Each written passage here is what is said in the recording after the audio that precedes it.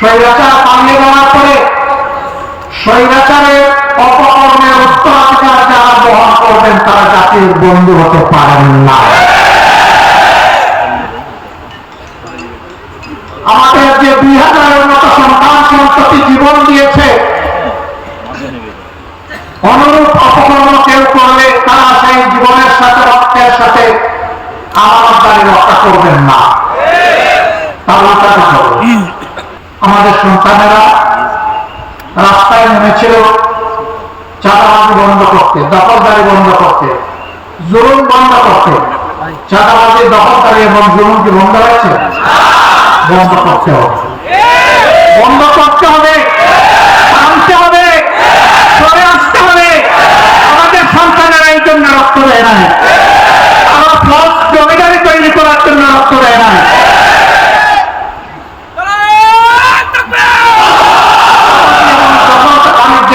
ভিক্ষা করা উত্তম, ভিক্ষার কোনো দোষ নাই। আপনি মানুষের কাছে চাইবেন, আল্লাহ মানুষের অঞ্চলে দয়া পয়দা করে দিবেন, মানুষ আপনার দিকে হাত মারিয়ে দিবে। ভিক্ষা করা না জায়েজ নয়। যদি কেউ রূপে বসবাস করে ভিক্ষুক সাথে সেটা ভিন্ন, কিন্তু প্রয়োজনের চাকরিতে যদি কোনো কাজ না পেয়ে, উপার্জনের কোনো ঠিকানা না পেয়ে কেউ যদি ভিক্ষা করে, এটা কোনো দোষের কাজ নয়। আমরা আমাদের কর্মীদেরকে বলছিলাম, আমরা সবচেয়ে বড় মধ্যম সংগঠন। আমাদের মতো কোন দলের 1 থেকে 11 জন শীর্ষ নেতাকে স্বৈরাচারী সরকার খুন করে, আমাদের শীর্ষ নেতৃবৃন্দকে খুন করেছে। আল্লাহ রাহিমাহুল্লাহ থেকে শুরু করে মৌলানা আব্দুল খালিক মন্ডল রাহিমাহুল্লাহ পর্যন্ত, আল্লামা আব্দুল আওয়াল হোসেন সাইদি রাহিমাহুল্লাহ পর্যন্ত যারা চলে গেছেন, তাদেরকে আল্লাহ তাআলা হযরত হামজা রাদিয়াল্লাহু তাআলা হিসেবে কবুল করুন।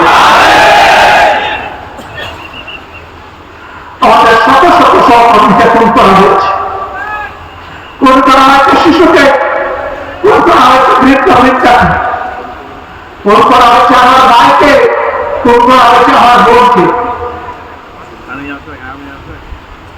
আমরা সেই মজলুম সংগঠন অন্যায় ভাবে হিংসা করে যাদের নিবন্ধন কেড়ে নেওয়া হয়েছে, লোক প্রতীক কেড়ে নেওয়া হয়েছে, আমরা সেই মজলুম সংগঠন, একমাত্র মজলুম সংগঠন যাদের সবগুলো অফিস কার্যত সিলগালা করে বন্ধ করে দিয়েছে। আমরা সেই মজলুম সংগঠন পতনের সময় দিশা সরকার শুধু যাদেরকে নিষিদ্ধ ঘোষণা করেছে, এই জুলুমগুলা কারো উপরে হয়। এত খুব, এত শাসক, এত বন্ধুত্ব